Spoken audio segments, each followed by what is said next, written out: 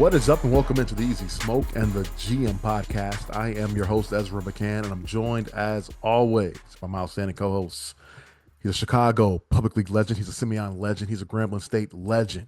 He played second base for the Tigers. Back in the day, he was all SWAC. He is none other than Brandon Williams, a.k.a. Coach Smoke. And we've got the NFL expert guru. He's everywhere, you guys. Just all over the media. You can hear him on just every podcast that's out there because he's just that popular. He is Glenn Morgan. He is our GM. Gentlemen, what's going on? How you guys doing tonight? Well, good. I'm excited about predictions Yes. today. Yes. I'm excited. We get to do our yearly picks and then start the weekly picks as well for week one of the NFL season. So we got a jam-packed show here. Yes, sir. Yes, sir. Before I just want to shout out, I was down at Jackson State for the Jackson State Hampton game this weekend. I want to shout out all the fans down at Jackson State who were extremely hospitable. My Hampton Pirates did take the L, 28-14. Close. It was good. It was a good game, but I love the people down at Jackson State. I just wanted to thank them for a great time this past weekend. I even got on some. I got on some podcast. I don't even know what the podcast it was, but I got on there. I got to talk some smack for Hampton before the game. But I don't know if it's a Jackson State. But I don't know what the hell it was. They just called me over and I was on a microphone. So maybe I'll find it someday. I don't know. I probably have to search for it. But yeah, no, I had a good time. It's probably on a loop down there now since y'all lost. It might be. Look at this clown. It probably is. Man, so I'm gonna find it, and we may have to do some things to take it down. Yeah. Take it down. Stop from embarrassing myself down there. I talked to Brandon, man. He was he was upset with his showing last week. Well, it was pretty unbranded-like, but it was still better than a couple of my teammates yesterday or Sunday. So, yeah. I'll just say Brandon didn't show up, and his average still beat like three of us. So just give you a little idea. Yeah, just give you a little idea. Not good. Not good. All right, let's get to it. Let's start off. The Bears had final cuts and made their I'm not gonna call it their final roster, but their beginning of the season roster. Week one, roster, because anything can happen, as we all know. Surprises, they kept 10 offensive linemen and 10 defensive linemen. I thought that was the main thing I took out of it, and only 3 running backs. That was interesting. That might change a bit. The 10 defensive linemen, that's probably more than I would have expected. I would have thought like 8. Offensive linemen, I would have thought low end 8 as well. I mean, 10 makes a little bit of sense, but I would have thought maybe 8. But I get that trying to figure out the left tackle might be a reason why they kept an extra lineman or 2. But yeah, right. three running backs for as much as that position gets dinged, and as much as this offense tends to, it's a play action offense, so you need running backs who are effective in order for your play action stuff to kind of work. So I would thought minimum 4. There's no way you could have told me it wouldn't have been 4. Maybe 5-ish, but 4 just because of the the wear and tear that it takes. So yeah, man, that's a little shocking there. I guess the number with running backs is shocking, especially knowing that 2 of the 3 are like dinged up already. Yeah, and Roshan's been dinged up most of the summer. Yeah, because we saw practice. What was that? At the last practice or whatever day that was? We had one running back. Thursday. Yeah, we had one running back. So that was something, but shoot, even the ones that we let go are dinged up too. As we see, Homer is on IR. Right. So I mean, I know Brown is on the practice squad. So like I think touching on something that GM has brought up many times, like with Luther Burden being a guy that they utilize in the running game. And I mean, we saw it with a different regime, but maybe that sparked some interest with Ben Johnson was seeing DJ Moore in the backfield as well. So I think we're gonna see some creativity there with that. I actually like the keeping the 10 offensive and defensive linemen.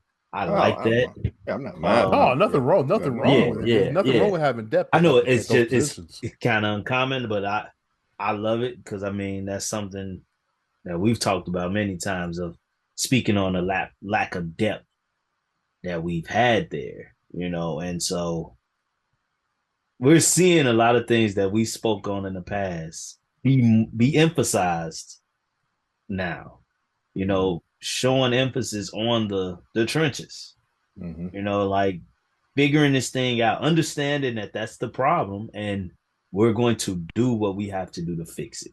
Like keeping extra guys because we all know the injuries are going to happen, Right. so keeping guys there and, so having those guys available. So I actually like that. Yeah, you got. I mean, Grady Jarrett, is a Pro Bowl guy, but he's getting up there in age. So to Right. have a good rotation Mm-hmm. coming in and out, especially at the defensive tackle position, I think is going to be huge. You got Billings is back, Trevon Dexter. You got Jarrett, uh, Chris Williams. So yeah, that's the. A lot of bodies on the inside and outside. We know Booker is on IR, but and he Right. won't be available for the first 4 weeks. But Dominic Robinson is back. Mm-hmm. Of course, Montez Sweat is your guy that you're hoping has that breakout season. We had his first year. He had 6 sacks with us, 6 with Washington Right. in the beginning of the year.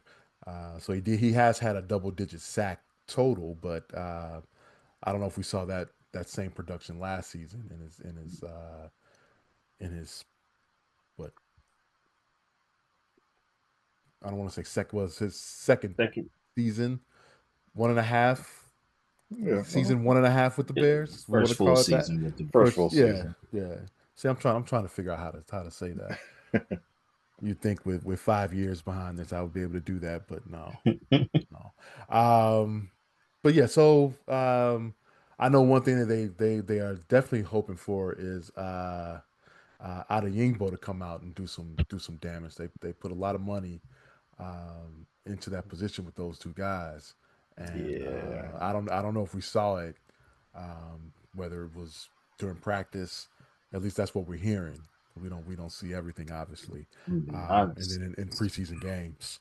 Be real. Somebody said that name, and I didn't know who the hell it was. I ain't even gonna lie to you. I was like, I'm like, shit. I was traumatized with Booker going down, and it was like, but he was the He's backup not the guy, anyway. right? Right. I'm like, who was that? I'm like, but hey, forgive me for being ignorant to. I clearly wasn't paying attention to this pickup, and he definitely didn't do nothing in the preseason to Let's stand see. out. So He's got now. He's not a. It's not up to the standard of Montez Sweat, but he's making $8 million this year in 2025. So he's got to have you know be some productive. numbers. Yeah, be productive exactly. Um, And so yeah, that's so that's not it's all not a pro. bad thing to have that many defensive linemen. Offensive line side, I was sort of shocked that Amagaji stayed. But it's not. It's like I said, you got to have bodies, man. You got to have Bodies, bodies. So athletically, he's a little different physique wise, and he did come in and they put him in a bad. He was injured when he started last year. Then they threw him in there like the Wolves, right, right. and he got he got devoured. And so he's probably working back some confidence from that experience, along with the competition that he's engaged in. So this is probably a year to see if he has enough salt to stay on a team, stay in the league, and we'll see. But I'd say if he doesn't show the ability to improve and continue to improve, I don't think Ben Johnson's going to want him on the team next year. Right. Yeah, I think that's like, okay, Poles, I give you one kind of deal, but I don't know if he's going to fit my system. We'll see. we let you save face for one more year and see what happens here. So yeah, the left tackle thing, I think we're gonna, it's definitely gonna be Braxton's gonna be the week one starter, but Right. it's gonna be something to look at the next few weeks to see, what direction they go in with that. Clearly, Trapillo, they pretty much said he's gonna be on the right side now. So So they're drafting a left tackle next year, is what you're saying. I would think that. Got it. I would think that. I would put my money on that. No doubt about it. Defensive back, worried about that position or those positions That unit, going into week one. It used to be a strength. Now it's, Well, that was coming into the season. That was Mhm. the big strength. We haven't seen Jalen Johnson play yet. Gordon's been dinged up. Brisker's been dinged up. Terrell Smith's gone for the Terrell year. Smith is gone for the year, and we thought he was going to battle Who? All we got, what, is Tyreek Stevenson? Stevenson. Yeah. Steven and I think Byard. Stevenson's been banged up a little bit too throughout the preseason. So yeah, Byard has been healthy, but you don't want to see these. I don't know exactly what each guy's injury is, but or what's hurting, but you don't want to see that going into week one. Oh, it's nothing I love more than knowing Yeah, that my best cover corner won't be able to stop to contend against the best receiver Best in all of receiver in football. football. yeah, Oh my yeah. God. So so yeah, that's gonna be a concern going into next Monday night, no doubt about it. Well, there's no Jordan Addison, so we can triple team Jefferson. And Hawkinson. Yeah, and then Hawkinson's gonna kill us, which I drafted him, so it wouldn't be a bad thing. Well, Sorry, fantasy football. Um, but yeah, it's. I'm a little concerned going into week one here. what do you mean? Look, you weren't A concerned little bit. before, I mean, I wasn't too worried. I was, so are you worried or concerned? Which one is it? I'm both, man. I'm Oh, both. I'm both. I you're wasn't. concerned about what you're I was worried about. excited. I was excited about the season starting. Right now, I'm not so much. So you're worried about your concern, huh? Yeah, yeah. This is this. I don't know. I don't want to look forward to an extremely down season here. I don't know. Well, I don't know the state of Minnesota's defense right now in terms of their personnel, how healthy they are or are not. What we probably would have to hope for to some degree would be a bit of a shootout to compensate what the defense may not be able to do in terms of actually stopping someone, or we would have to really hope that JJ McCarthy, quarterback from Minnesota, Like a looks first year guy. all yeah looks worse than Arch Manning did going to play up against Ohio Ohio State. State. Yeah. You know, That's what I'm hoping. so if he looks like that, and keep in mind, I don't think Arch sucks. I just think there was a bad situation, tough situation starting out. Too Um, too much hype.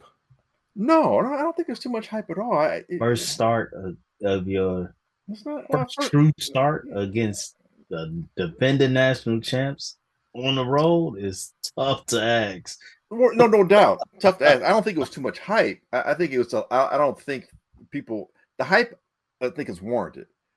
I don't think the realization that, like what you just said, who are What they he was playing? going into, and Well, here's the thing. and I know we're getting sidetracked, but we'll get back to the Bears real quick. But here's the thing, Ohio State's defensive coordinator left. He's at Penn State now.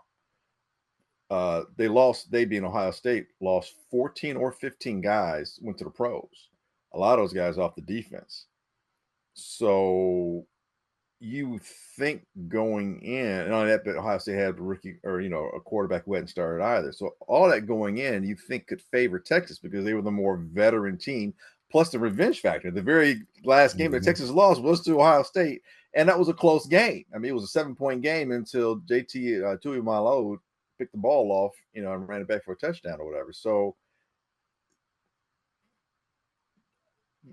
the thought was, I think they didn't realize Matt Patricia as the new defensive coordinator for Ohio State and former Patriots defensive coordinator who won several Super Bowls. I don't think they really factored in how much he was going, impact that game. Impact that game, exactly. But that being said, hopefully the Bears can do something similar to J.J. McCarthy, to where his inexperience playing NFL games, even though the Bears are hamstrung right now with some injuries in some key areas, particularly the secondary, that hopefully they can be enough smoke and mirrors, and enough pressure maybe from the interior, because it don't look like it may not be coming from the exterior, and that the linebackers can drop deep enough to just give them enough, to make him pause and hesitate, because it is going to be extremely difficult without the secondary guys being healthy.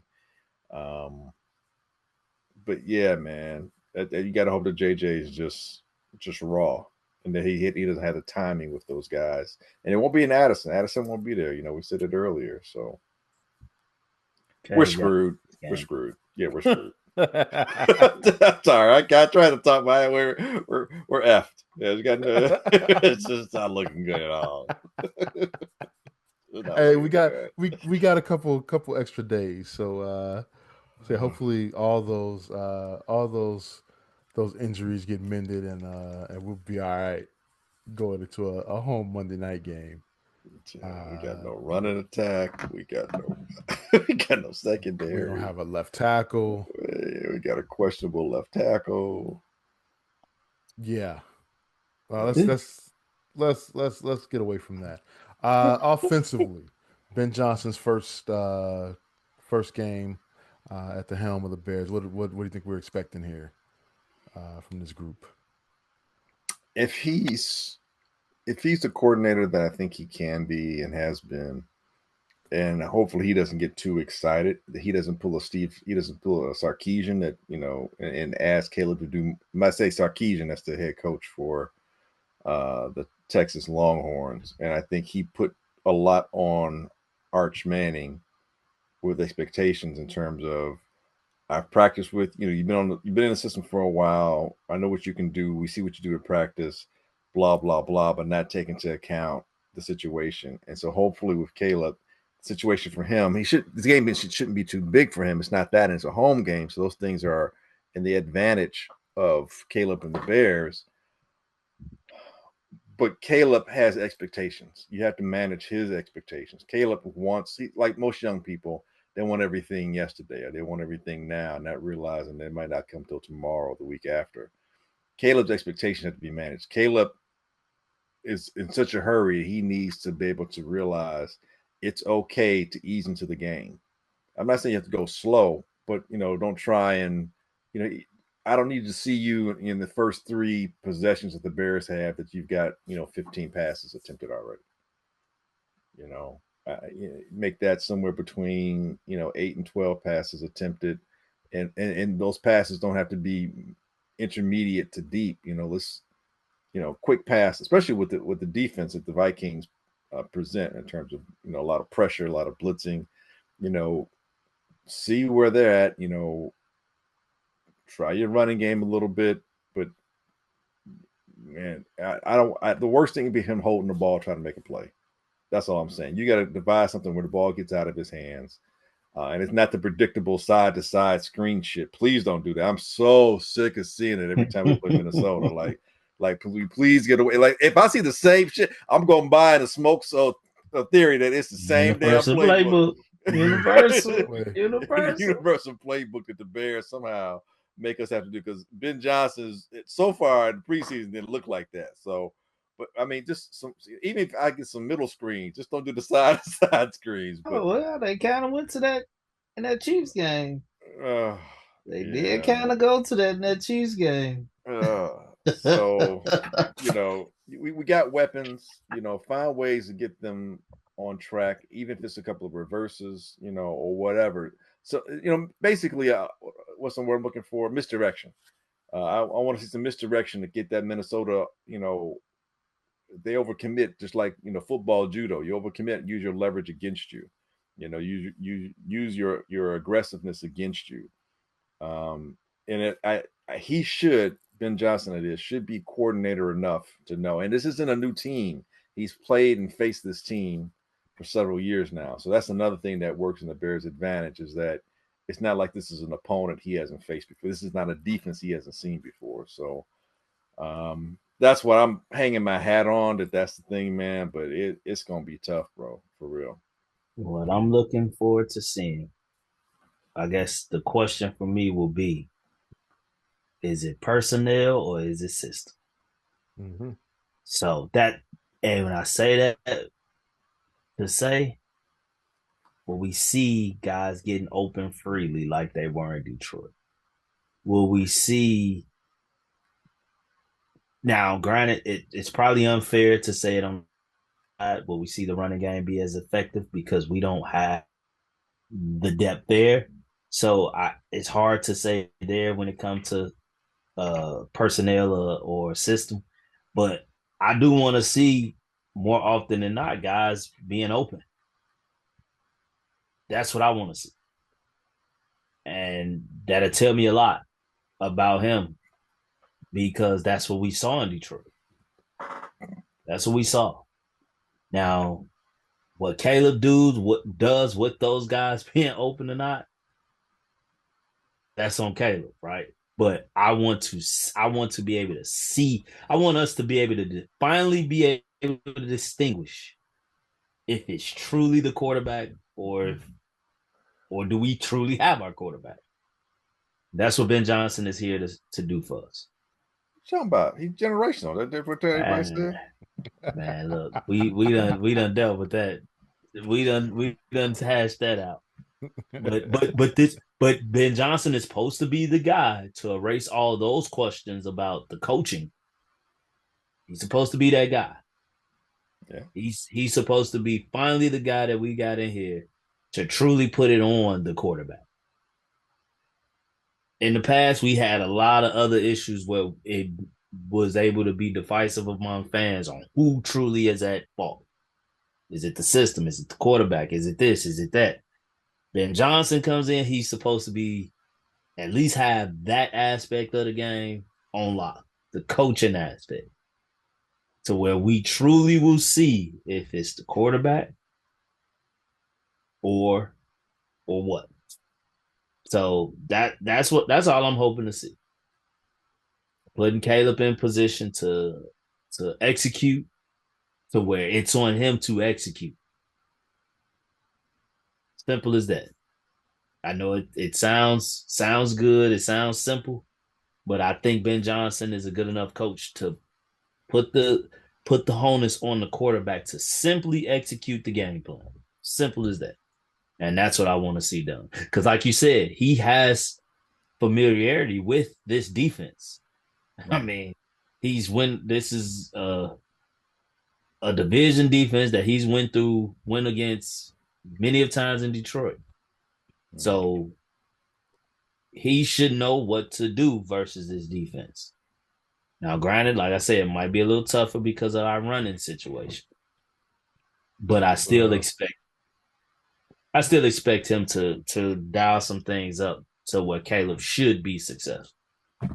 Well, he's gonna have to get rid of the football quickly because we know Brian Flores is gonna send the house. So hopefully he understands that. Sitting around holding the ball, that's not gonna work this weekend. And like you said, Ben Johnson's gone against this defense. Caleb Williams has played against this defense twice. Right. So yeah, hopefully there's an understanding there. I like what you said, Smoke. You want to see some guys scheming guys open. You know, Mm-hmm. I feel like for years and years and years now, I since Brandon Marshall was here, we haven't had guys that actually, you see get open. You know, And I mean, since we've been doing this show, what, 5 years? yeah, yeah. What You have I been crying about? never see that, How man. come it don't look like that for us? Absolutely. So that's all I want to see. I want to see a true professional offense on the field for us. That's Because we finally did. We yeah. finally did what everyone said. We got the best offense, who was supposed to be the best offensive minded coach out there. We've got that. And quite frankly, across the board, when those guys go to a new team, you see the difference when they get there. Mm-hmm. Yeah. When you think of those coaches, Sean McVay, Kyle Shanahan, Kevin O'Connell, what's the guy in Miami? Mike, Mike McDaniel. McDaniels, yeah. You see when those quote unquote gurus have went to these teams, you saw the change. I just don't, unless we're just truly cursed. I don't see why we shouldn't see that change here. There's never gonna be a good offense here. I just don't see why we don't see that change here. I mean, we did it. We did what everyone said. Go get Ben man. Johnson.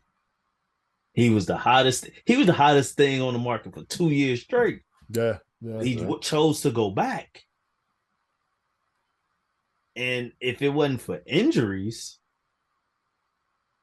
Detroit has so many injuries last year. It wasn't a bad move for him to do what he did. But Yeah, to stay. Yeah, I think he learned like shit. No season's the same. Now, granted, they had a Okay. hell of a record, but What if Detroit doesn't blow that game to San Francisco? They get to the Super Bowl, maybe win it, or maybe do well enough. But let's say, is it possible? he You know, leaves like in. he leaves in, but Yeah, it comes Chicago. Hold on, comes Chicago. They don't draft Caleb Williams. Maybe they draft. Maybe Jaden fits his system a little bit better. these some what Wouldn't that ifs. be We can't. crazy? Yeah. Or maybe Drake May fits what he wants to do better.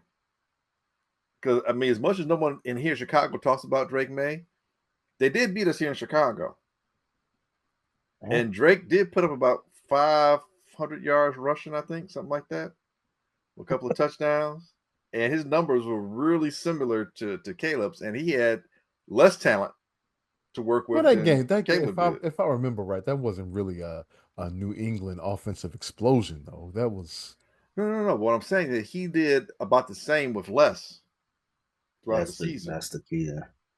And I'm saying, what if in assessing the quarterbacks, if Johnson's here, he's like, Caleb doesn't do the play action thing.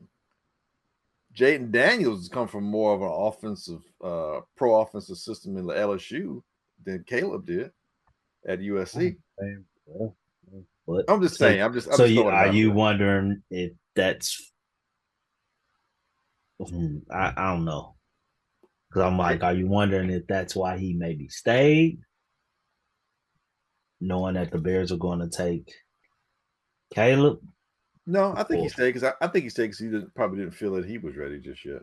I think Yeah, he wanted, and I think they. and I think also, he thought they really had a good chance. right. I think him and Aaron Glenn both were like, and I think they all agree, like, you know what, we were this close, we can get back let's there. see it through. Yeah, And they were really close. Like you said, it kind of got beat down. Injuries, yeah. They went 15-2, even with all those injuries. yeah. So yeah, I think it was like business left undone. That's why I preface it by saying, what if they actually beat San Francisco and got there? maybe he leaves a year sooner. Maybe there is no Eberflus. Things could have got really crazy. But yeah, But that don't mean nothing right now. I'm excited for week 1. I'm excited for week 1. Both teams have questions coming into week 1. Hey, I think it was Thursday afternoon. News came down. The Dallas Cowboys traded Micah Parsons to the Packers. Yeah. What was your reaction like when Can I you go heard that? first? The initial reaction. Yeah. Sure. Can I go first? Yeah. By all means. It was, ain't this a bitch? That was my first reaction. And here's the thing: a lot of people probably thought that I looked at it as, oh shoot, this just prepared the Packers to win the Super Bowl. I don't think so. I don't think Micah Parsons changed life that much in Green Bay as people may think. I do, as a Bears fan, think it helps them whoop our ass, keep their foot on our neck a little bit. That's where I have my frustrations. I don't personally see this move as great as the media makes it out to be for Green Bay. I don't. Mm-hmm. And the main thing, I'm not as big of a believer in Jordan Love as everyone else wants to be. Wow. I'm not. Like I told somebody, if number 12 was still over there and they made this move, you goddamn right, I'd be like, what the fuck? But I'm not sold on Jordan Love. I'm not. Really? He had a half of a season where he was great. Had a half of a season where he was great. That's true. They were 1-5 in the division last year. It should have been 0-6. Yeah. Like, it should have been 0-6.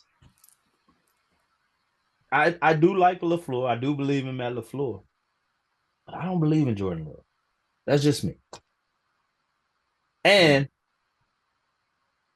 I know people don't like this guy and he say some foolish stuff, but one thing I pay attention to when he said, when it pertains to them Cowboys, I pay attention. Micah Parsons goes silent in the big games.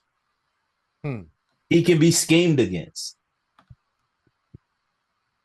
Dallas was a front runner team. They were front runners. The offense will get points, jump out on teams, and that's when Micah can go crazy. When games are close, name me a game where Micah shut the door because the game was close. You don't see it. You don't see it. And they beat Pittsburgh last year. You just said name a game. I'm just, what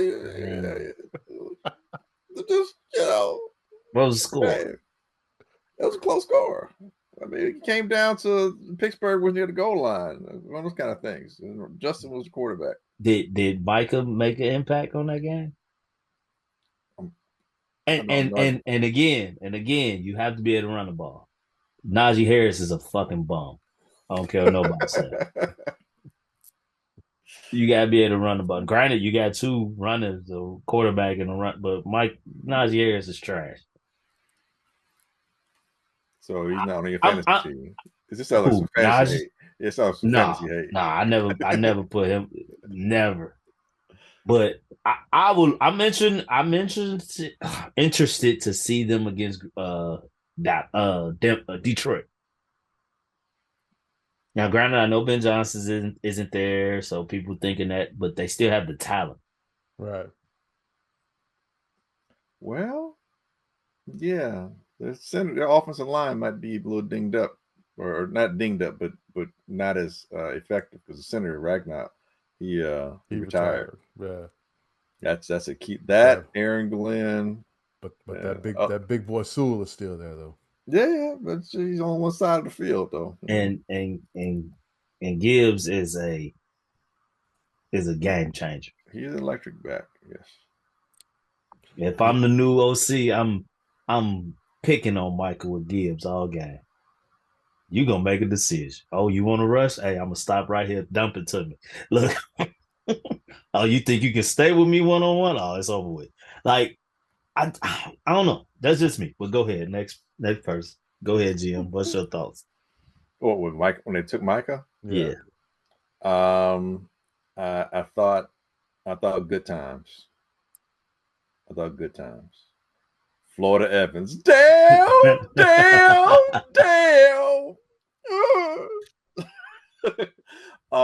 I was like, wow. I'm like, man, of all the teams to get him, what the hell? And I'm like, man, is this Reggie White, Brett Favre, but younger, which could be more problematic longer? It change it tilts things. It does. And I know how you feel about Mike, and you made some very great, excellent points. But that was with the Cowboys. That's a classic underachieving organization. And sometimes you're only as good as the players around you. And Dallas was kind of a donut hole when it came to the running game, stopping the running game. And those things can affect how well you're able to play, defense, stopping the run, obviously, but also trying to rush the quarterback.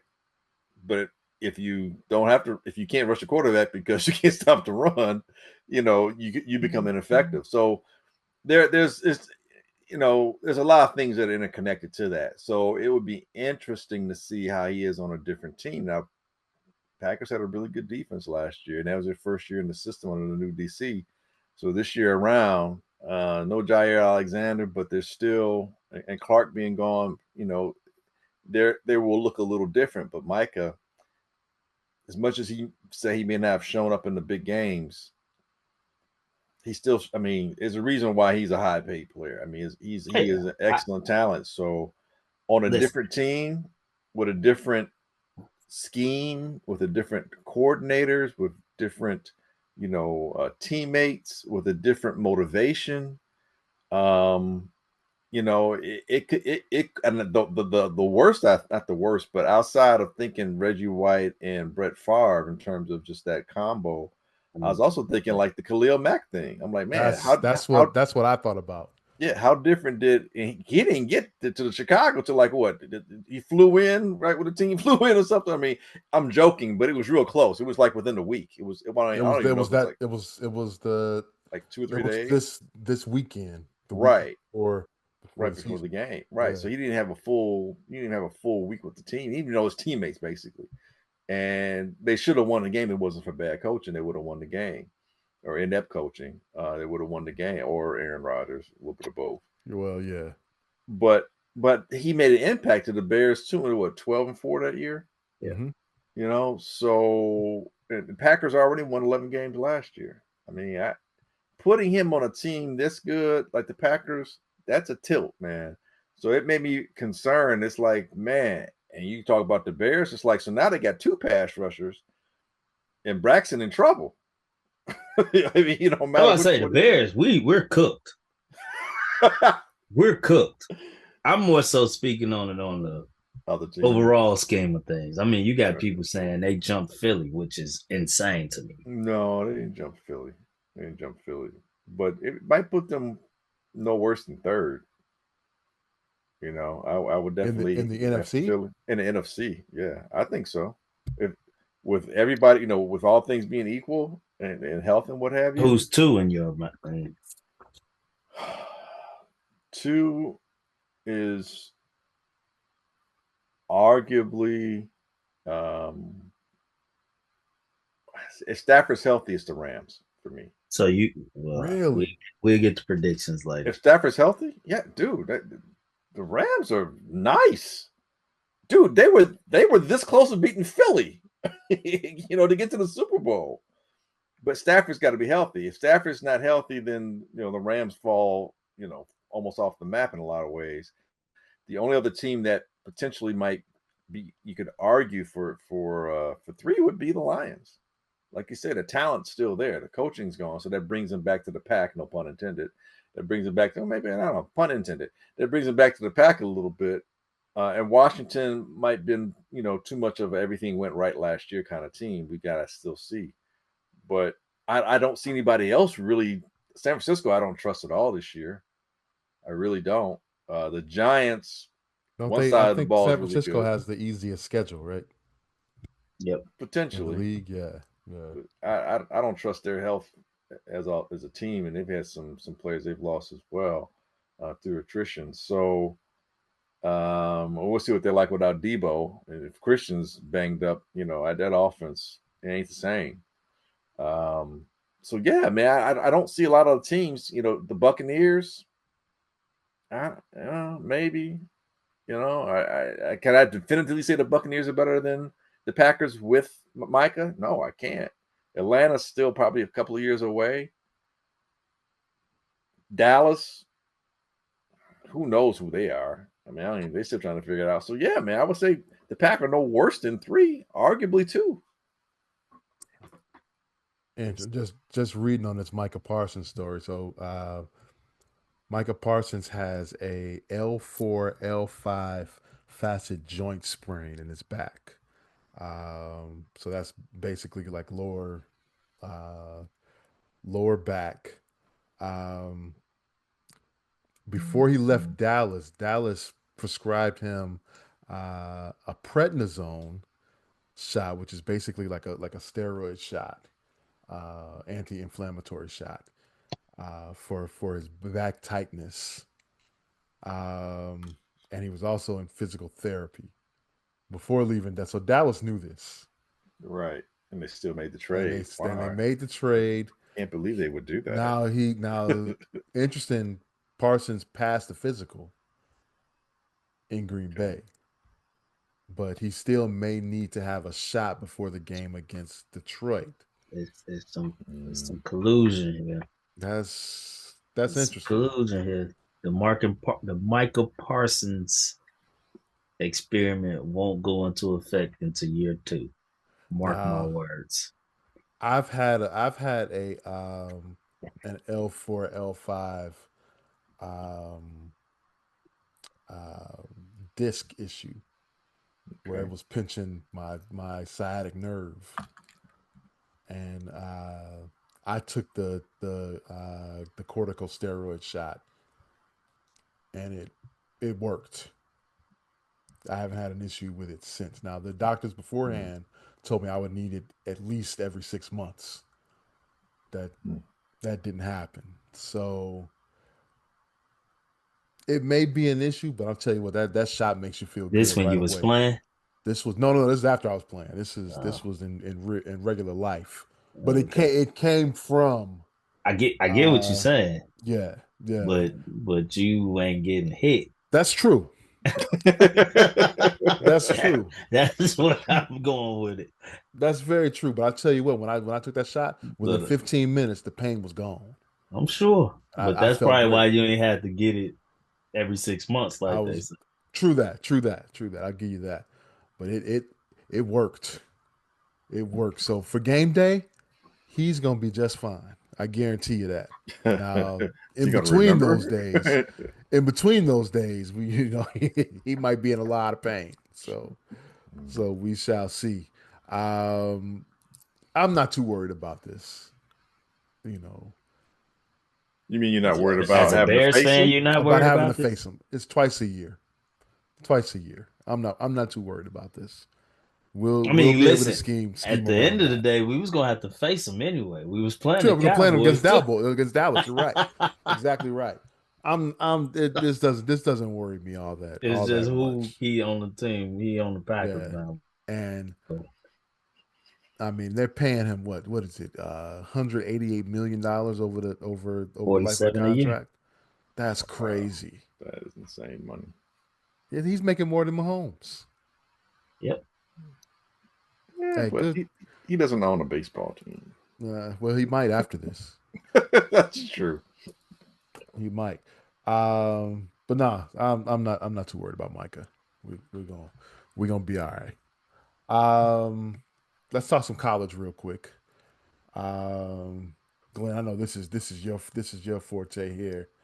Um, any surprises in was this week one of the college football season there? Well, yeah, most definitely. I think the biggest surprise, um, was Florida State and Alabama.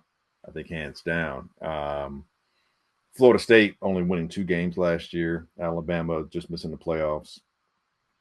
Florida State having to get a lot of players through the portal.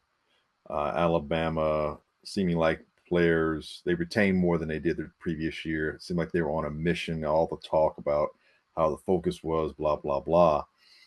That's one thing to lose a game first week. And Florida State, although they haven't been what they used to be, it's still Power 4 conference, and it's still Florida State. Still a lot of talent at state. I think then the shocking part was just how they got handled, how badly they looked, and how much it seemed to be a harbinger for what is potentially going to befall this once proud Alabama Crimson program. Now, I'm sure there's still a lot of pride there, but that could be, this guy stuck in the past. This is different. And I've seen this happen to Alabama before. There was a Bear Bryant era, and then there was a bit of a lull. And then there was Gene Stallings, and then they won national championship under him. And then they were struggling. They've been in Alabama struggling for a while to get a Long coach. time. Yeah, and that's kind of where they didn't have the veneer of invincibility like they seem to regain under Saban and retain for 20 plus years, so or about 20 years. So yeah, this looks bad for Alabama. I couldn't be happier. so so glad to see these guys Ah, going through it. Now I like the head coach, I really do. Kellen DeBoer, who took Washington to the national championship game, only to lose to Michigan. But when he took the job, I thought, man, what are you doing? You don't understand. They're going to look at you because you're coming from the north, so to speak, or look at you like a carpetbagger. Yeah, I'm going back to old school. They're going to look at you as an outsider. They looked at Saban as an but I was outsider gonna for a say little bit. Saban is a Yeah, northern guy. but here's the thing: Saban's grace in Alabama was he won a national championship at LSU, so Right. he had a little bit of Southern, but they still looked at him with a side eye. But he came in more or less winning, and then at that point, once they adopt you, they adopt you. So yeah, man, that was a bad look. They looked bad. Um, Florida State, they got out physical, and that's another thing too. It's one thing to lose, but to lose and not look like you're interested to be making mistakes. I'll say this about Saban. I never was the biggest believer that he was like one of the better game day coaches. I thought a lot of his success came from preparation. I think he was extremely attentive to detail and discipline. And in college, that can take you a long way. You had the talent that he was always getting. It was very hard to beat because Alabama didn't beat themselves. Very rarely, if ever. Now I've seen him be disgruntled and just rumpled and just discombobulated on the sidelines, like when Gus Malzahn and Auburn beat him. There've been times, and when Ole Miss used to Oh well, always that give him happened. problems. That happens all the time with him. Even they could be winning and that happened. Right, that's Yeah. true. But I'm saying there are times where the talent saving from himself.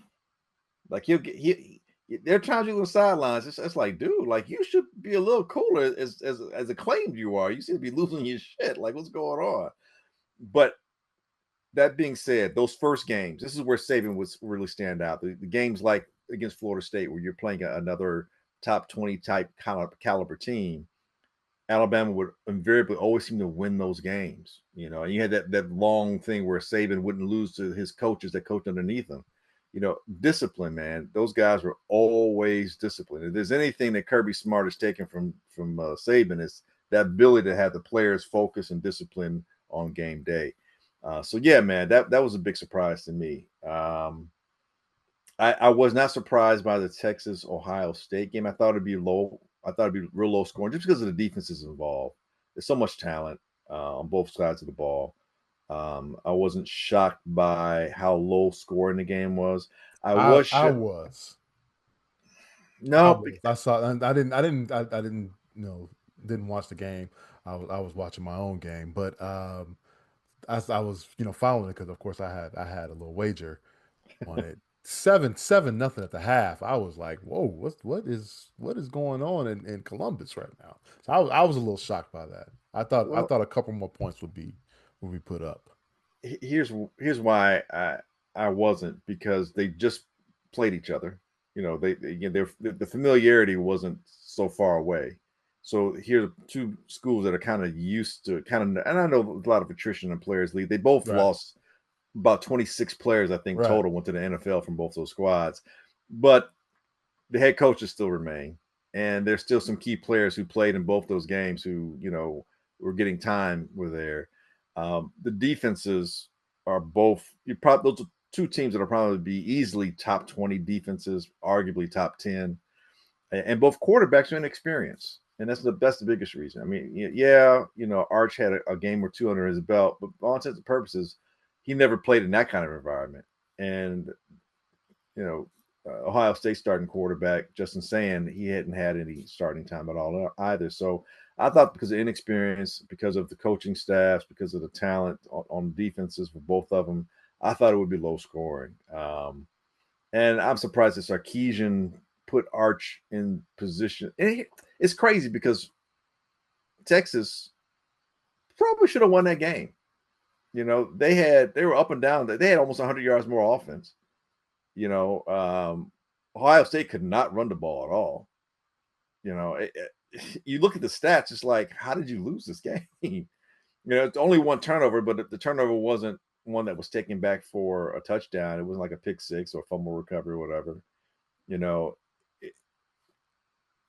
It just, you had a situation where one coaching staff didn't ask their starting quarterback to do too much. The other one probably thought he was more prepared to do more than what he was really prepared to do in that kind of environment.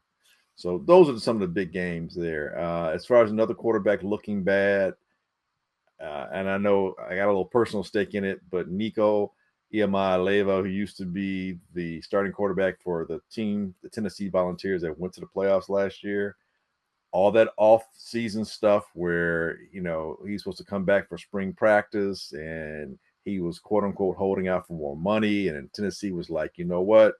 Thank you. Goodbye. Go. See you later.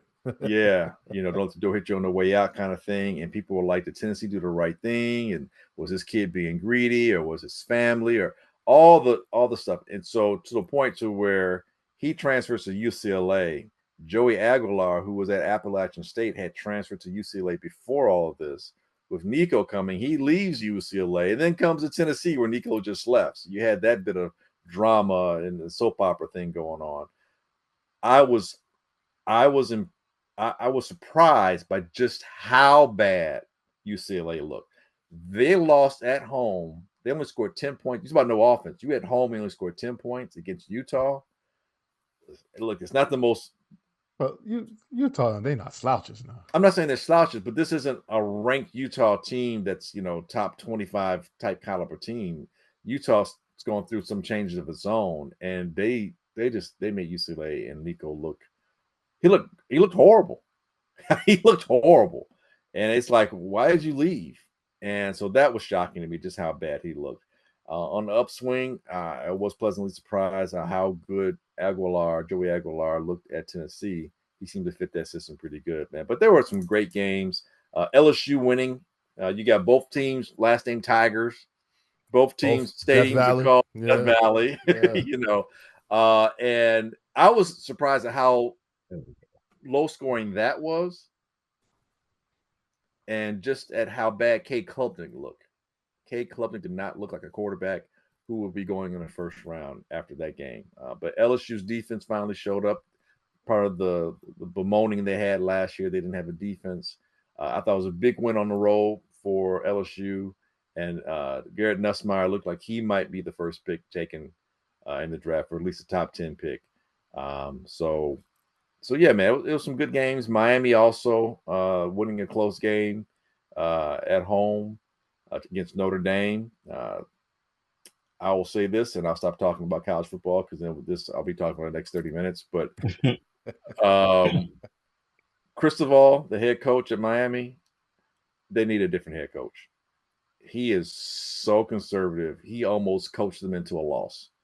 They had a double-digit lead in the fourth quarter, and he got so conservative Notre Dame came right back and almost stole that game. And I saw it. You could see it happen. It's like, man, dude. And even some of the fans started booing because he was being too conservative. Yeah. And they lost the steam they had. It's like, dude, you just gave them momentum right back to Notre Dame. He needs to stop doing that. And that's the guy that kept Herbert. He made Herbert look very average at Oregon. I don't understand that. I mean, you got an experienced quarterback in Carson Beck out there. I know Yep. you lost Cam Ward, but you got a very good national college champion. quarterback. Yeah, yeah, and Carson Beck. Why get so conservative? I don't know because that's who he is. That's who he is. And once again, here's one thing you'll notice, everybody. If you're still with us, if I didn't make everyone turn the channel by this time to just talk about college football, but one thing about college football and sometimes in college sports, these coaches sometimes are saved by the talent they have on the team. There are times where the talent wins despite the coaching, and you'll see that from time to time. It matters in football, the coaching does, but there are times where you look at the coaches, it's like, yeah, man, they bailed you out of that one.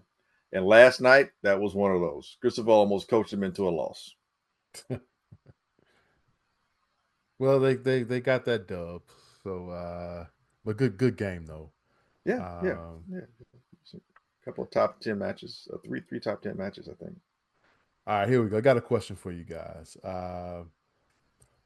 Tulane Northwestern. I know it wasn't a big game, in the grand scheme of things, but just got a small question. I guess there was some controversy. Um, I guess originally both teams had decided on the uniform colors to wear for that game. Tulane, as the home team, decided that they wanted to go in their home green jerseys, and Northwestern decided to go in their road whites. Then on August 17th, um, Tulane asked Northwestern if they could make a switch and if they could wear their white jerseys because they wanted to commemorate the 20th anniversary of Hurricane Katrina and wear the uniforms that they wore um, in 2005 during that time when they were actually displaced from their home Mm-hmm. because of the storm.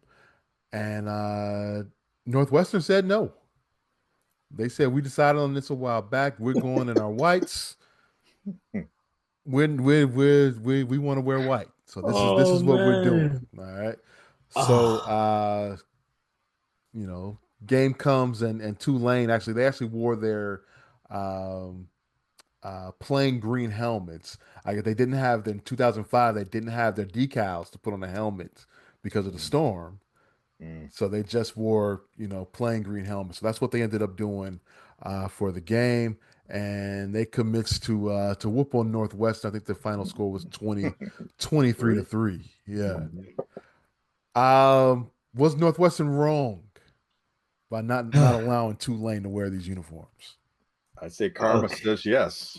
Uh, uh, so it's morally, morally, they're wrong. Morally, they're wrong. It's and the only reason I don't go harder on them in favor of Tulane because I'm with Tulane, but y'all knew this was the 20th year a long time ago. Right. Why wait to then to decide, okay, can we switch now to commemorate Hurricane Katrina? That's something that you should have known ahead of time. But even still, they gave them 2 weeks Yeah. to prepare for that change. And being someone who was in Louisiana at that time, it's like, come on, no what? Which makes it even worse. Being that I was in Louisiana at that time and I'm from Illinois, Chicago area, close You're the to reason. fucking Northwestern. You're It's the key. like, it's like, come on, man. Like, come on. Just I don't know what you thought you was giving him an emotional advantage or something. Like you did by Probably. not fucking giving it, by not making the change. But that's probably what they was thinking. Is Yeah. like, man, Here's the only thing I could. Uh-huh.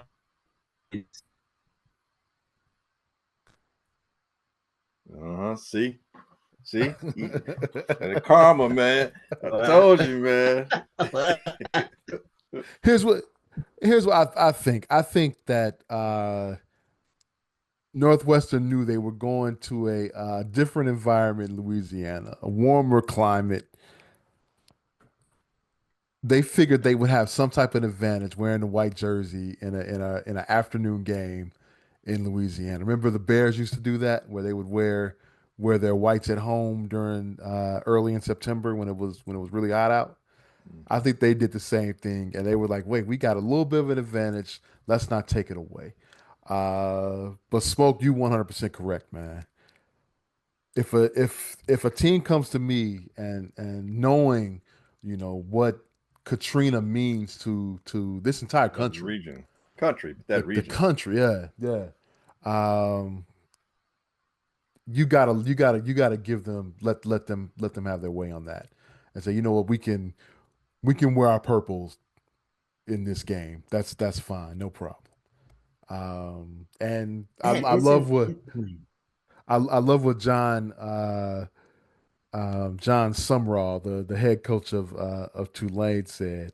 Uh, he said it got denied by Northwestern. That's their prerogative. But when you show disrespect to the city of New Orleans, that's what's going to happen to you. You're gonna run into a team like this. They had a chip on their shoulder, and that's what they did. I guarantee you, this was used as bulletin board material for this game. And not to mention, I'm sure Northwestern sort of underestimated Tulane a little bit, being that I don't know that why they've been good. Tulane's from the American and they're a Big Ten team. Tulane's been pretty good the last several Yeah, yeah, they, couple of they were years. top 25 last year. Yeah. So yeah, Preston Stone did not look good. 4 interceptions. I think he had 3 in the first half. From a veteran quarterback who's been around other teams, that's not a good look for Northwestern going forward. He's supposed to be the guy. So yeah, that was probably a bit of a surprise that to lose that poorly, lose that badly. Yeah, yeah.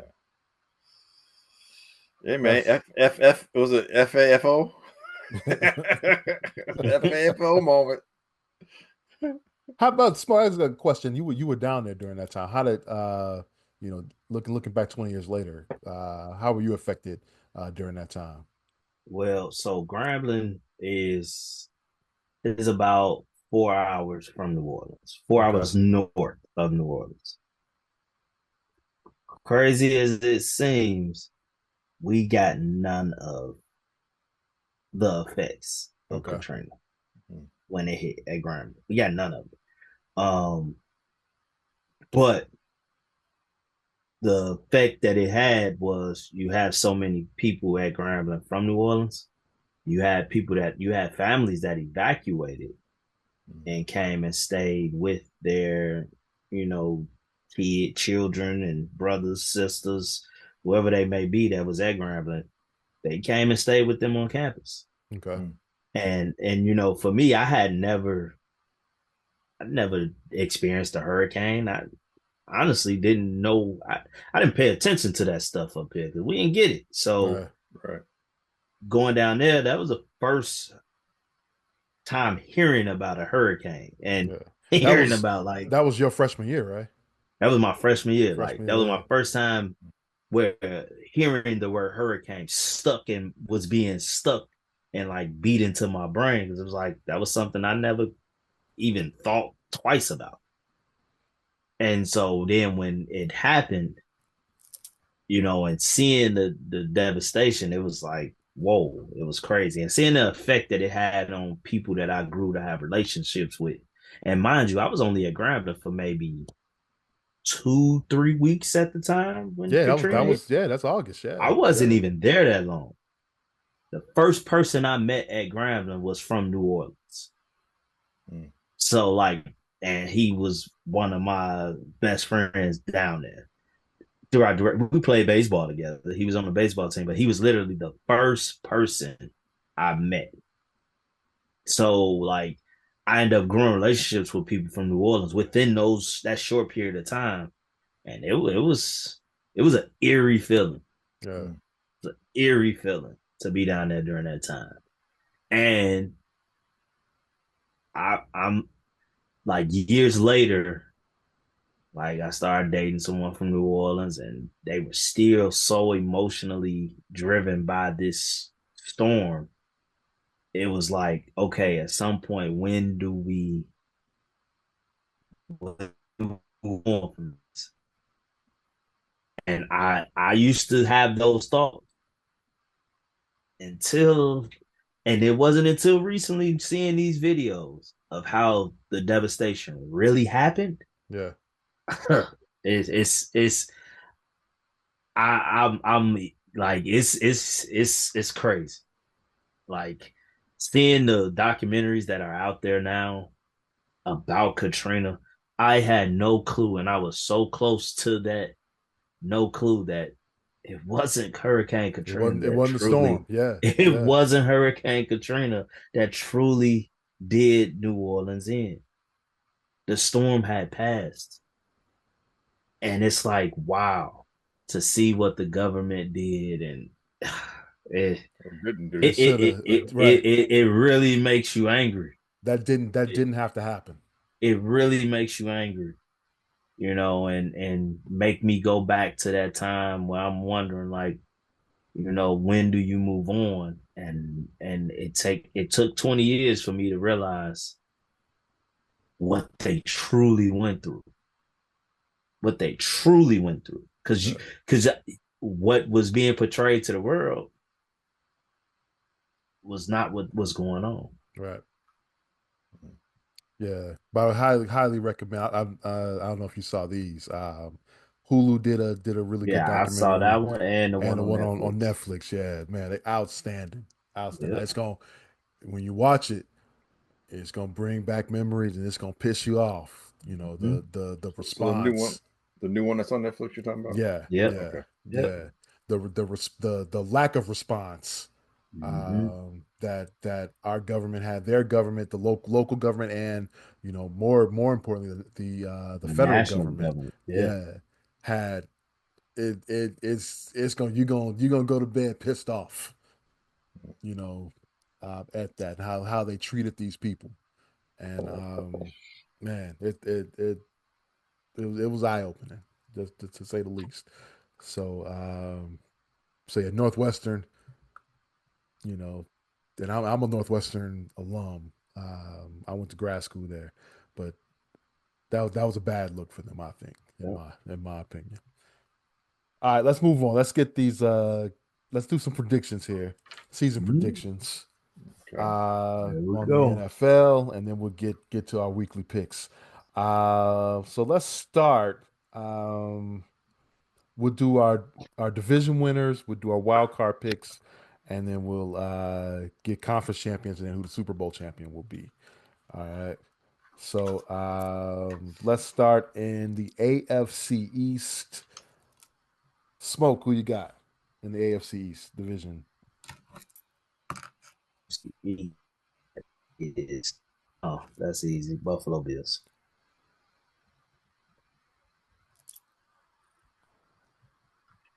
Glenn. I always get the North and it's a little confused sometimes. Right. See, Yeah, it that's is. see it. Y'all just don't understand, man. Y'all look at things. Yeah, I'm Buffalo. I'm BSing. It's Buffalo.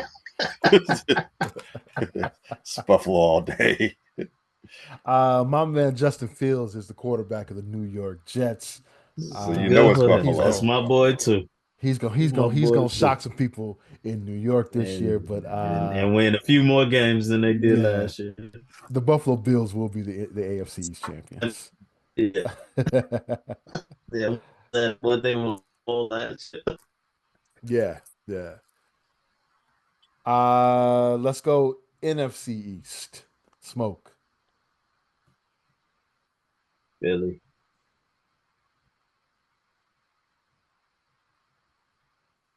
Why you have a GM. repeat champ in the East? Well, it's been over 20 years and no one has won that Repeat. division back to back. So you finna go Washington? But all things come to an end, as will the streak. I got a hard time not thinking it's gonna be Philly. They're so deep everywhere, man. So yeah, I'm with Philly. They'll be the first team to repeat in over 20 years. I think the New York Giants are gonna shock a lot of people. I do too. And if it was a team I was going to pick, it was going to be the Giants. But then I realized that came out my mouth, so I just couldn't back it I up. think the Giants are gonna shock a lot of people. Yeah, And do shocking enough But to win yeah, the division. I'm going with the Eagles. right. Oh man. Let's save the North for last. So let's go to the South. AFC South. Smoke, what you got? AFC South. Uh,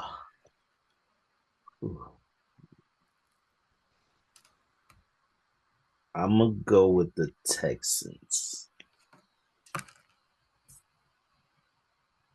Gonna be a We that's got on the one of limb there. yeah, I kind of did. Hey, but to be fair, I was considering the Titans They were to the make worst team to in the make things division. to make things. Hey, look, They Daniel had number Jones one pick. quarterback They in number one Indy. pick. Number one pick. Hey, that's what I said. So it would have been interesting if I picked him, but yeah, I went out on a limb. I'm gonna take Houston.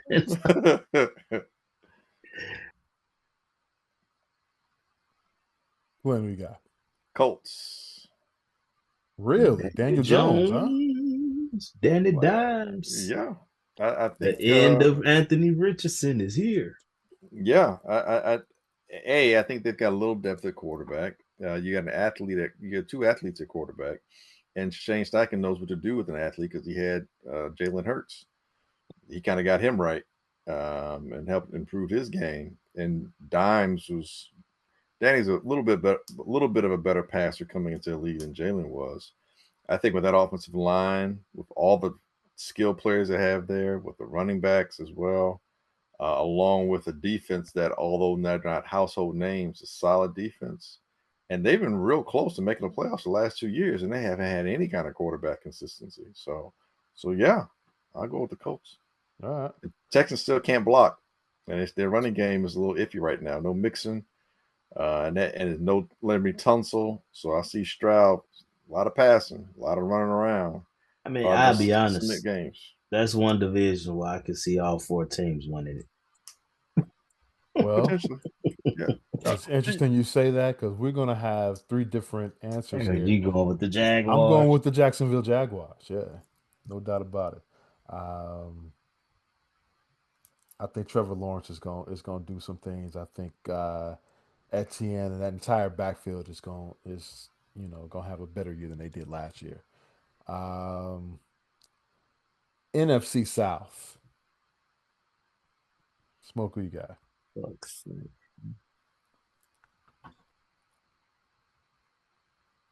I'll go Atlanta.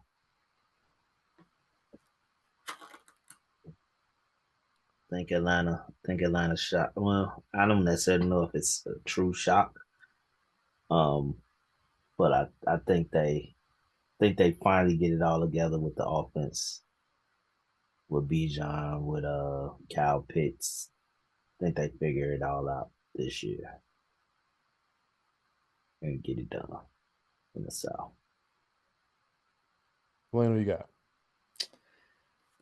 It is a tough one. I think that's again another division where teams have improved, although the Saints are kind of in limbo. I think Panthers will be better than people expect. Falcons, I still don't know who their defense is yet. They got two edge rushers in the draft, but sometimes edge rushers they take a while to develop. They don't always necessarily come in and hit the ground running as rookies. I think the Bucks are still really well put together, and they seem to slowly keep improving. Liam Coleman has left. He's the new head coach for the year Jacksonville Jaguars is, but I think Mayfield has a pretty good handle on the offense. They got more depth at receiver with Mecca Ibuka. So when Godwin goes down, they're not going to miss a beat. Two good running backs, really good defense, consistency and continuity. It means something in football. I'm going with the Bucks. Glenn, I think I'm going to agree with you there. We took the Bears took the Falcons inside, took the center, took their big Mm-hmm. defensive tackle. Mm-hmm. Yeah, I'm a roll with the Bucks in the South. All right, AFC West. Smoke, what you got? We talked about this team earlier, and we mentioned that they got the easiest schedule in the NFL. You said AFC West. AFC Oh West. no, yeah, you're right. You're right. Oh, AFC, can't see the AFC. Chiefs. Can't see the Chiefs. Look, I'm already thinking past That's that. why I started I'm already laughing. thinking past that. I'm Look, like, I'm already look. Yeah, can't see the Chiefs. Look, let somebody beat them. I ain't picking against. GM. I think I picked the Raiders last year though. well, I mean, man, Broncos defense is really, really, really, really good, and Bo Nix and that offense is getting better, and RJ Harvey might give him a little extra pizzazz in the running game, so that's why I'm going with the Kansas City Chiefs Yeah. because they improved on the offensive line. Rasheed Rice won't be back until midseason, but that might be a little extra oomph that passing game. That might be what they need. Yeah, and they've got some depth at running that they didn't have last year, and they improved in areas where they got their ass whooped in the Super Bowl. I think they took that personally, and they should have, but I think they took it as personal. Like, if you took a three-peat from us and you embarrassed us in the process, we're going to make sure that doesn't happen again. And the Chiefs are one of those organizations where they see something wrong, they fixed it the next season, and I think they did that. So yeah, I'm going with the Chiefs.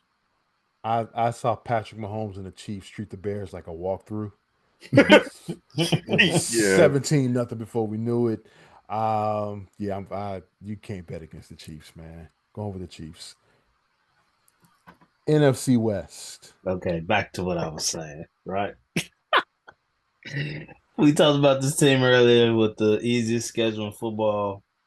I think the 49ers have a bounce back season. I'm going with the 49ers. I don't trust Stafford's health. Glenn, who you got? Yeah, I don't necessarily trust Stafford's health either, and I don't believe in the backups at this point. The guy Stetson, I don't believe him as the backup to lead that team at an NFL level for 17 weeks if it has to come to that. But every year in the NFL, teams that weren't in the playoffs make the playoffs, and teams that were there don't make it. And so, since most of my teams seem to be like, kind of chalk picks, I'm gonna go with the Cardinals. Damn. That's what you're gonna go with? Yep. Nobody's talking about those guys, man. I think these They guys got some they've been talent. forgotten about, man. They have. They got some talent, bro. No one's saying anything about the Arizona Cardinals. I like them a lot. I'm going with the Cards. Yeah. All right, AFC North. Whoo, boy. Smoke, who you got? I'm going Baltimore. Uh, Cincinnati defense still stinks, so that's going to favor Baltimore. The Browns are a shit show, and the Steelers got Aaron Rodgers, who I anticipate will be the cause of Mike Tomlin not being over 500 finally. So yeah, that's that's my story and I'm sticking to it. Baltimore runs away with it. Glenn, who you got? Dude, I was just looking at the schedule that the Ravens have to play. I was like, wow. And then I looked at the Ravens roster on their offense and their defense, and I went, wow. They're stacked. I don't see too many weaknesses anywhere. The Ravens, man, and Malachi Starks, who they rookie they got out of Georgia, to fill the other safety spot. They got two safeties, man. That they might have the best safety tandem in the NFL. They might have the best inside linebacker tandem in the NFL. They may have the best quarterback in the NFL. They got one of the best running back. They got one of the best line. They got a lot of best to best. They got the best tight end depth in the NFL. I mean, dude, yeah, man. Ravens. If not this year, I don't know when, because they are stacked. Because you guys see where I'm going with my Super Bowl team. Man, Cincinnati is a blank show. Cleveland, oh my God. That division is just, man. Still Outside of competitive. Baltimore, I don't trust the other three teams. I got to go with Baltimore in the Yeah, North. Bengals are going to be hard to beat because they can score, and Cleveland has got a really good defense, and Pittsburgh is really balanced. It's just they're tough. I just don't like how they run their team. I'm sorry. Yeah, yeah. I'm So, sorry. so you're going with the Browns, I'm then, going. No, definitely not going with that team. No shot. By the way, North Carolina is Yeah, they're getting clobbered. yeah. I'm not Wow. shocked. I'm not shocked by that. I thought that Wow. one of the worst hires. That dude was. I'm not saying he collected a paycheck, but I don't see the college game. I can't. I just can't believe he has interest in the college game. Just one last thing. Knew he couldn't get a shot in the NFL, so Yeah. this was the job. NFC North. Smoke, who you got here? Eeny, meeny, miny, mo. Catch a tiger I'm by his going tail. with. I think Detroit wins the division again. I just believe they have too much talent. Um, so yeah, nothing else to say. Glenn. I'm going with the pack, man. I think the Lions lost a lot of coaching depth and talent. That makes a difference. Not just as the coordinators, but also some position coaches. Center being gone makes a difference. Their schedule is not going to be an easy schedule. I think in the division, everybody can beat everybody in the division. Not the Packers. Not the They won. Packers. They won 5. No, I'm just, Yeah, right. But I just love. I just like that we can say that for oh, one year. I'm not saying everyone has, but everyone can. They all have the capability to. And regression, regression is reality, man. The Bears have improved. The Lions have lost some of that because of the Bear, and I think the Lions, like last I checked, the defense still has a hard time stopping people. We don't know how healthy Aiden Hutchinson is going to be. If he's going to be all the way back. So a lot of question marks, man. A lot of question marks with the Lions. So the pack, again, like I said, I think consistency and continuity are still things that are you can rule by in the NFL, and the Packers are among the more stable teams in that division. They really are. You guys know how I feel about making picks, and I've done this in the past. Doom Chicago again here. Okay. Damn. We're gonna try not to doom the Bears, so I'm gonna take the Packers Oh, okay. to win the division. That way, I put some Bad mojo. voodoo bad mojo on Green Bay. So we're gonna go with the Packers there. Wild cards. There are 1, 2, 3, 4. 3 wild cards. Mm-hmm. 3. Smoke. Who are your wild cards? AFC AFC. So we got the East, the North. So I'm gonna go West because that's the easiest. I think 2 come out of the West on the wild card side. I think Denver and San Diego. Los Angeles. I mean, yeah, Los Angeles. San Diego. I like that. That sounds better. And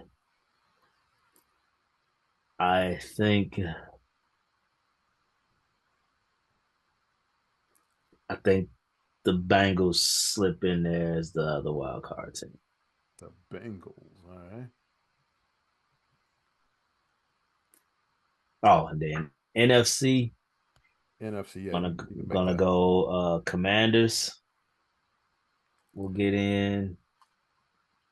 Rams will get in, and Packers get in. Okay. GM, who you got?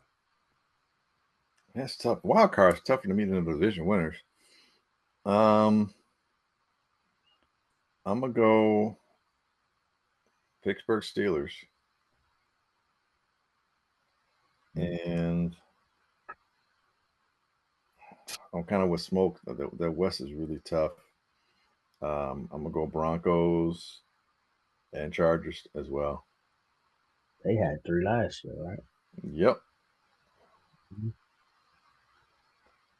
this is kind of going against my thing where the teams change around, but I don't I don't trust the Jets just yet. Dolphins, no. Patriots, no. I was thinking the Bengals like you, Smoke, but their defense is so bad. It's kind of a that pick was kind of a I want them to get in the playoffs pick. I was thinking Texans. You know what? You know what? Uh,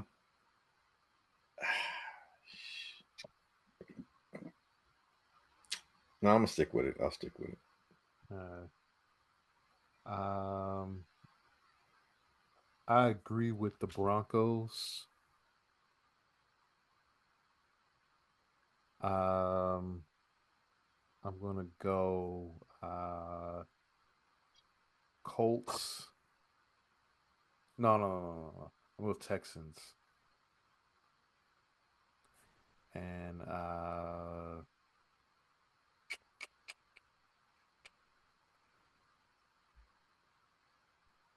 Chargers, hmm, Steelers, I Patriots. don't like. Geez, I don't like the AFC. My goodness, I know, right? I don't like the AFC. Uh, It's top you heavy. know what? I'm gonna go with I'm gonna go with the Las Vegas Raiders. Mm, Good chances, anybody. you didn't do NFC, did you? I No, didn't I do didn't. NFC. No. No. All right, GM, go with the NFC. Uh, I'm gonna go. This is really tough. Um, I'm gonna go Falcons,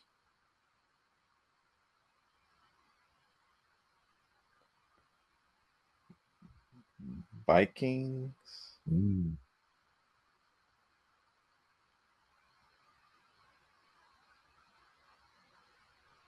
and Lions. mm. Okay. I think there's a lot of teams. There's going to be one game that keeps them out. All right. And I'm gonna go 49ers. Lions, and I'm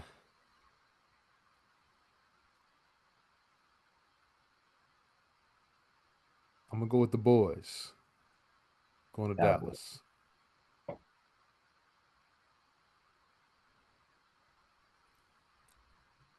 All right. Uh, Smoke. Who is your AFC champion? AFC champion Baltimore Ravens.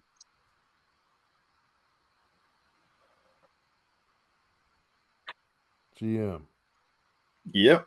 AFC champ. Shit.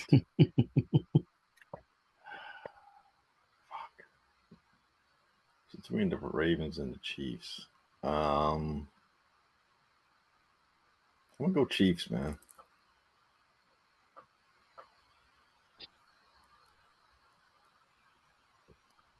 Which is weird because I want the Ravens, but I just.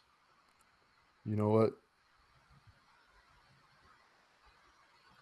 Just to It's be crazy. different, I'm going Crazy. with the I'm going with the Buffalo Bills. Yeah, I think either one of those three. It's one of those three.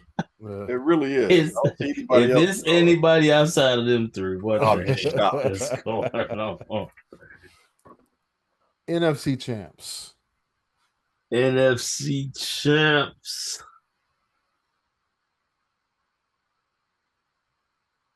Gonna mess them up with this one. I'm going with the Commanders. Wow.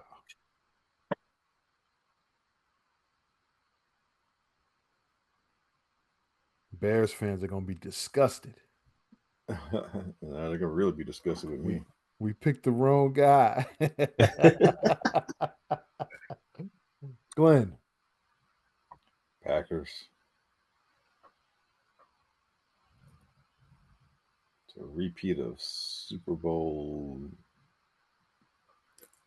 2. No, Super Bowl 1.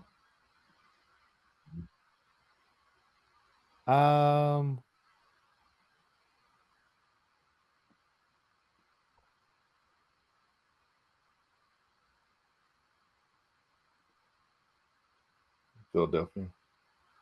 I'm going to be different, man. I'm going with the Arizona Cardinals. Oh, wow. Wow. So that is way different. Very different. Super Bowl champs. So it's clear who you got winning the Super Bowl. I guess it's clear who most, except for GM. I got the Ravens winning the Super Bowl. Lamar gets it done. Finally gets one. I hope you're right. GM. I got the Chiefs. Oh, Chefs. thought you was gonna pick the Packers. And as much as I want to see the Arizona Cardinals win the Super Bowl, I'm going with the Buffalo Bills. The Bills and the Cardinals, man. It's two unlikely Super. Well, not two. Man. All right. 2025. Week 1 is here. As we do every year, we take 3 picks against the spread. Both college, and we can pick either college or NFL. Who won it last year? Either you or Smoke, wasn't me. I think it was you, wasn't it? I think I did. I think I won. Yeah. What's the thing we typically use?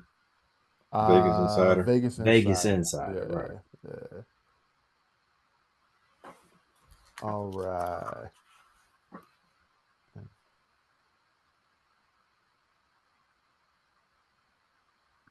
Let's go to week 1 and week 2.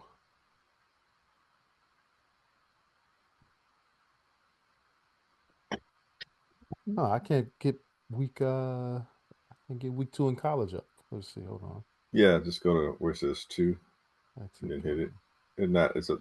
There's several teams that aren't up just yet, but if you just go to odds and then Yeah, I did. It wouldn't let get me. 2. Oh, there it is. Okay, now it opened. Okay. And we're using Caesar, right? Yeah. Yeah, you can see.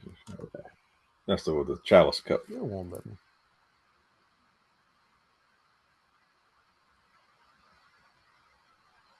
It says page unresponsive. That's not good. Let's see if it does that to me. I looked earlier. Okay, there it is. Okay. Maybe the game was ending and they had to redo it. I don't know. North Carolina game. Still not. I think my internet is acting up. Oh, that could always be it too. I went to week 2. Let me see. Wait, are they counting this game as a week 2 game? What's that? I guess technically it Carolina. Is it? Technically, no, it's still week 1. It should be week 1. But yeah, then this they got it as week 2. Oh, you in college? Well, you On gonna do a college, college yeah. game? I guess it is technically it is a second week, I suppose, because it's Sunday. I mean, it's Monday. It's Monday. Yeah, but we All can't right. pick it anyways. It already happened. Right. That's already, yeah. I take I take TCU So. all day. All right. So let's go with Glenn, you want to go first? Yeah, that's cool. All right. I'm going to take.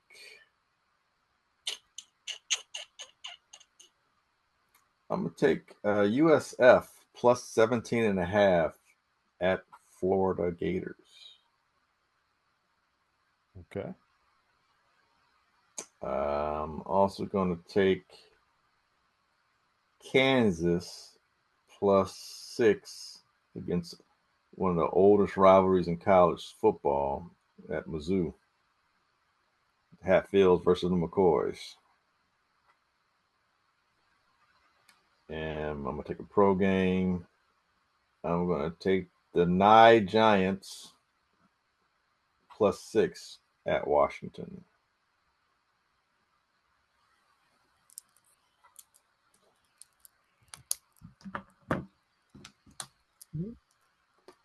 All right. Smoke, who you got?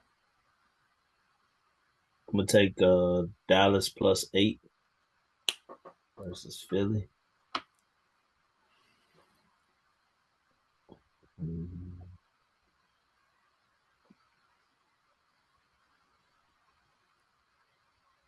Gonna take. hmm, No, that's emotional. That's an emotional pick. I'm gonna do that.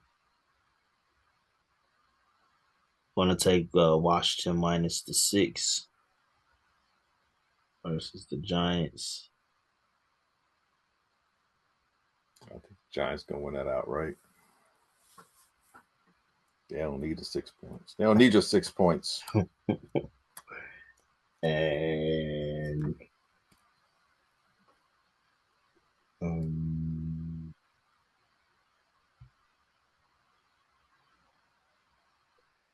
I'm going to take. I'm gonna take the Bears plus 1.5. Yeah, that's not an emotional pick Bears. at all.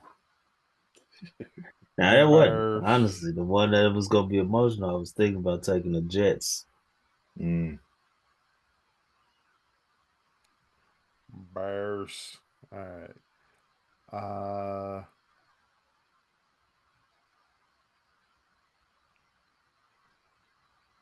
all right. This is gonna be interesting.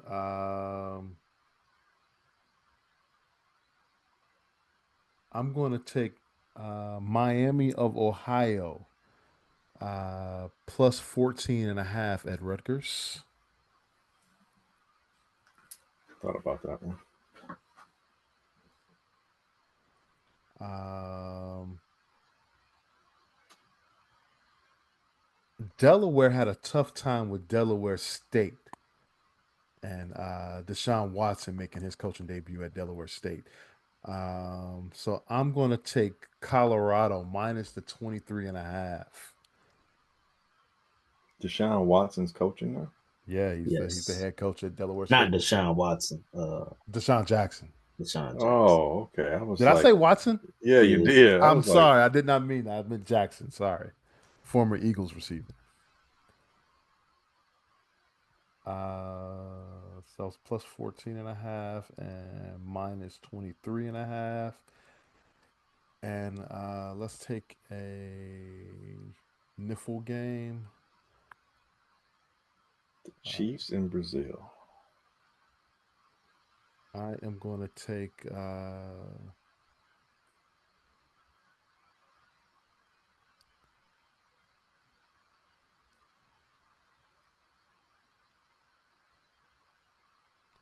I'm gonna take the Raiders plus 2.5 at New England. They're the underdog on the road Yep. against New England. Yep. That's weird. All right. All right. Sounds like a plan. Good luck this week, fellas. and on the entire season. That's going to do it for this week's edition of the Easy Smoke and the GM podcast. I want to thank everyone for listening. We greatly appreciate it. You can find our podcast on Apple Podcasts, Google, Spotify, iHeartRadio, Amazon, or wherever you find your favorite podcast.